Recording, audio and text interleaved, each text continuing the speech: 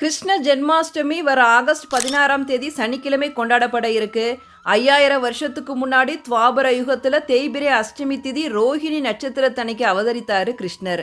அஷ்டமி திதியை மையமா வச்சு கொண்டாடப்படுற ஜென்மாஷ்டமி வர சனிக்கிழமை கொண்டாடப்பட இருக்கு. அஷ்டமி திதி ஆகஸ்ட் 16 சனிக்கிழமை அதிகாலை 1:41 மணிக்கு துவங்கி இரவு 11:13 மணி வரைக்கும் இருக்கு. இது கிருஷ்ணரோட 5252வது பிறந்த நாள்.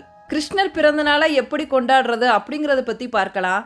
கிருஷ்ணர் சிறைச்சாலையில் நள்ளிரவு நேரத்தில் அவதரித்தவர்.